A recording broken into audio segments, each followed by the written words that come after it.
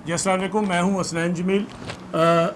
सुखन टीवी की नशरियात मसूद अशर साहब को क़यादत तहसीन पेश करने के हवाले से जारी व सारी हैं। अभी आपने मुलाज़ा फरमाया, हमने अमजद तुफ़ैल साहब से उनके फ़न के हवाले से बात की, और हाल ही में एक नए नावल निगार अदबी मंसरनामे पर बड़ी शिद्दत के साथ उभर कर सामने आए हैं, सैयद काशिफ रज़ा साहब, जिनका नावल कछुआ और चार दरवेश अदबी हलकों में बड़ी पजीराई हासिल कर चुका है और उस पर बड़ी डिबेट हो रही है, उसके मौजू और उसके फ़न के अतबार से और क्राफ्ट के अतबार से। सैयद काशिफ रज़ा साहब ने मसूद अशर साहब के अफसानों का बड़ी गहराई से मुताला किया और उनके मौज़ूआत को बड़ी डिटेल से डिस्कस किया है और उन पर बड़ी डिटेल से लिखा है। मुझे यूँ महसूस होता है जैसे कभी कभी कि शायद काशिफ रज़ा से ज़्यादा बेहतर किसी ने मसूद अशर को दरियाफ्त किया ही नहीं, काशिफ रज़ा से ज़्यादा बेहतर किसी ने मसूद अशर साहब को पढ़ा ही नहीं। तो आइए सुखन टीवी के लिए हम काशिफ रज़ा साहब से मसूद अशर साहब के फ़न के हवाले से गुफ्तगू करते हैं। काशिफ रज़ा साहब, सुखन टेलीविज़न को वक्त देने का बहुत बहुत शुक्रिया। जी, आपका भी शुक्रिया जनाब। काशिफ रज़ा साहब, ये बताइए कि मसूद अशर साहब के अफसानों को आप आज के तनाजुर में किस तरह देखते मसूद अशर साहब मुख्तलिफ उसमें आलमी कॉन्फ्रेंसों में और हमारे साथ उसमें सेमिनार्स में शरीक होते थे, लेकिन अपना जिक्र बहुत कम करते थे और ज़्यादातर लोग उन्हें बतौर सहाफ़ी जानते हैं, सहाफ़ी हलकों में, क्योंकि उनके कॉलम जंग में छपते थे। तो अपने अफसाना निगारी का वो इतना चर्चा नहीं करते थे, लेकिन मेरा ये ख्याल है कि उनकी ये जो जहत है अफसाना निगारी की, ये सबसे ताकतवर है।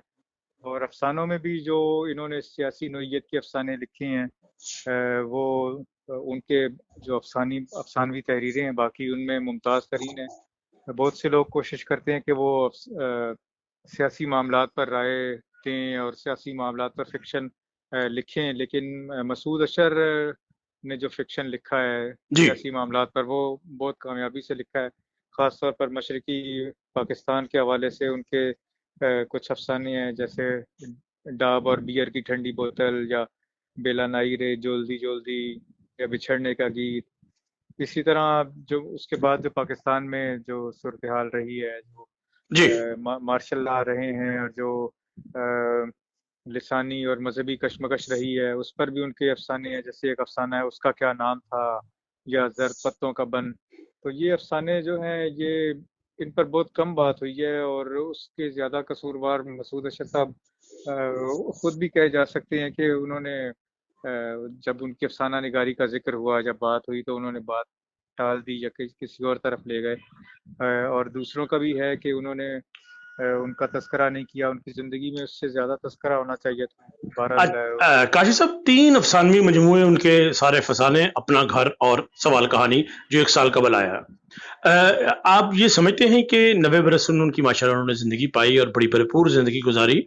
क्या उन्होंने कम काम किया, इस वजह से उन पर ज़्यादा गुफ्तगू नहीं हुई, नाकदीन ने ज़्यादा तवज्जो नहीं दी, ज़्यादा काम नहीं किया गया उन पर जितना उनके हमअसर अफसाना निगारों पे किया गया, या वो खुद इस सिलसिले में इंटरेस्टेड नहीं थे कि उनके काम को ज़्यादा हाईलाइट किया जाए? हाँ, एक उनका अफसानवी मजमूआ वैसे 1975 में भी शाया हुआ था, जिसमें इंतज़ार हुसैन का मुकदमा था। अच्छा। और मशरकी पाकिस्तान के अफसाने भी उसमें शामिल थे। नहीं, ये तो गालिबन वो जो जिसका आप जिक्र कर रहे हैं वो सारे फसाने में जी जी जी जी शामिल जम है करके उसमें। शाम। हाँ जी, हाँ जी। जी जी उसमें हाँ जी। शामिल है। जी। तो उन्होंने ज़ाहिर है कम लिखा, लेकिन उसकी वजह ये है कि वो सहाफ़त में बहुत ज़्यादा उसमें इन्वॉल्व थे, और अमली सहाफ़त में फिर वो एडिटर रहे। एडिटर जो है वो एक कुल वक्ती एक काम होता है। तो मेरा ख्याल है ज़्यादा तवज्जो उन्होंने सन 90 के बाद जब रिटायर हुए तो उसके बाद दी, लेकिन उससे पहले भी उनके अफसाने तो बहुत अच्छे थे। और जिन दोस्तों की सोबत उन्हें हासिल थी, जैसे इंतज़ार हुसैन साहब हैं, या हम्म। और इनका हल्का जो है, तो वो जी। उनके दरमियान रहते हुए वो ज़्यादा उभर नहीं सके। हालांकि मेरा ये ख्याल है कि उनके अफसाने किसी तौर कम नहीं थे, और उन्होंने अच्छा। बाद में ज़्यादातर जो तवज्जो है वो तर्जुमा तराजुम पर दी, जब वो मशल के सरबराह हुए। अच्छा। तो जो उन्होंने किताबें बतौर मुतरजम उनकी मंजर आम पर आई, उनके हवाले से आप क्या कहें? उन्होंने तराजुम जो है वो जब ज़्यादा तब तब किए, जब वो मशल का इदारा वो जी। चला रहे थे, और दूसरों से भी तराजुम करा रहे थे। बहुत अच्छे तराजुम कराए उन्होंने, आसिफ फर्रुखी साहब से कराए, अजमल कमाल से, शफकत तनवीर मिर्जा साहब से।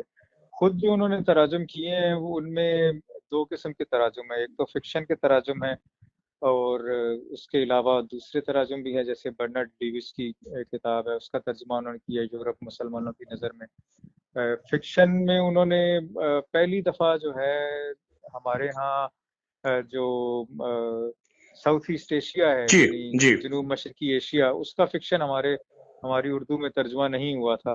تو مسعود اشر صاحب نے اور مشل ادارے میں جو دیگر انہوں نے تراجم کرائے، اس طرف زیادہ توجہ پہلی مرتبہ دی گئی، اور جاپان، جنوبی کوریا، ویتنام، ملائیشیا، انڈونیشیا، یہاں کا فکشن سامنے آیا، اور خود مسعود اشر صاحب نے بھی یہ فکشن کے تراجم کیے۔ تو یہ دونوں حوالوں سے بہت اہم ہے کہ ایک تو وہ جو انہوں نے سیاسی تحریریں ترجمہ کی، خاص طور پر ضیاء الدین سردار کی جو کتاب ہے جنت میں سرگردہ، جنت کے لیے سرگردہ، وہ بہت اہم کتاب ہے پاکستان کی جو کرنٹ ڈیبیٹ ہے، جو نیریٹو کی ڈیبیٹ ہے، جو بیانیے کی ڈیبیٹ ہے، اس کے لیے بڑی کلیدی اہمیت رکھتی ہے وہ کتاب، کہ ایک ایسا آدمی جی جو جن آدرشوں کو لے کر چلا تھا جی جی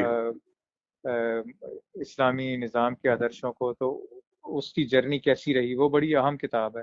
جب پھر ہم یہ تو بات کرتے ہیں جیسے اورینٹلزم ایڈورڈ سعید کی کتاب ہے، تو اس سے یہ بحث شروع ہوئی کہ ویسٹ جو ہے وہ ایسٹ کو کیسے دیکھتا ہے، لیکن جب ہم ایک کلونیل پاور تھے مسلمان، تو وہ یورپ کو کیسے دیکھتے تھے، وہ بھی بڑا اہم ہے۔ تو برنارڈ ڈیوس کی کتاب بڑی اہم ہے جس کا ترجمہ انہوں نے کیا، اور فکشن کا تو میں آپ کو ذکر کر ہی چکا ہوں۔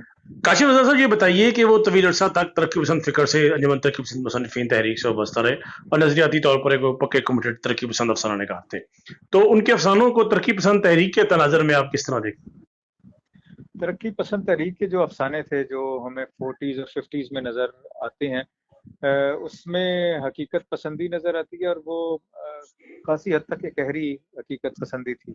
جی جو مسعود اشر کے افسانے ہیں وہ ترقی پسندی سے تو متاثر ہیں، جیسے کہ میں نے کہا کہ پاکستان میں جو لسانی اور مذہبی منافرت ہوئی، اس پر بھی ان کے افسانے ہیں جن کا میں نے ذکر کیا جی ان میں، اور حقیقت پسندی کے افسانے جو 40 اور 50 کی دہائی کے تھے، ان میں فرق یہ ہے کہ مسعود اشر صاحب کے افسانے جو ہیں ان پر جو بعد میں جدیدیت کی تحریک تھی چلی 60 کی دہائی سے، اس کا بھی اثر ہے، یعنی ان کی افسانے کوئی بہت سادہ افسانے نہیں ہیں۔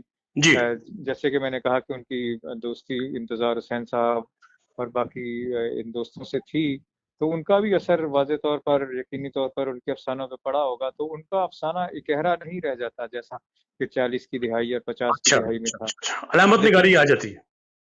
علامتیں تو نہیں، لیکن اس میں میننگ کی یا معنی کی تہداری ضرور نظر آتی ہے، جو کہ جو 40 اور 50 کی دہائی میں نہیں تھا، لیکن ان کا کنٹینٹ جو ہے وہ واضح طور پر ترقی پسندی پر مبنی تھا۔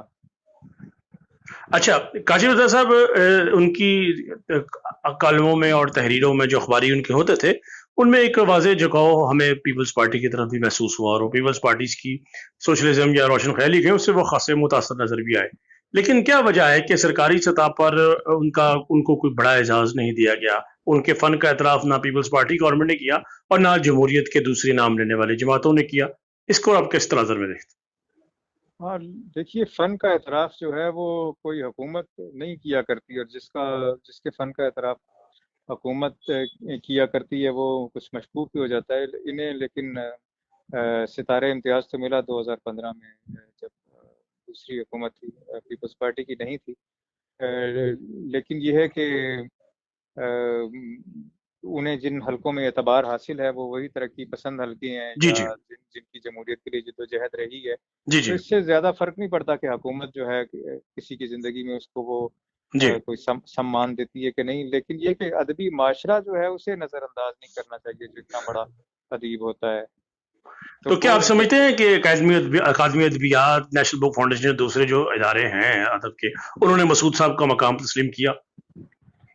ہاں 90s میں تو جب یہ جیسے پیپلز پارٹی کی آپ بتا رہے ہیں جی گورنمنٹ کی، تو ادبیات کا ایک خصوصی شمارہ بھی مسعود اشر صاحب نے مرتب جی کیا تھا، جی جی لیکن بنیادی طور پر وہ انڈیپینڈنٹ رہے، وہ ایسے نہیں تھے کہ وہ انہیں ضرورت پڑتی کہ کسی حکومتی ادارے کی سرپرستی کی انہیں ضرورت پڑتی۔ وہ جب صحافت سے ریٹائر ہوئے تو مشل جیسا ادارہ انہوں نے جوائن کیا، اور وہ خود دوسروں کو کام سونپتے تھے بجائے اس کے کہ وہ خود کسی سے کام لیتے۔ جی काशिफ रज़ा साहब बहुत बहुत शुक्रिया सुखन टीवी को वक्त देने का।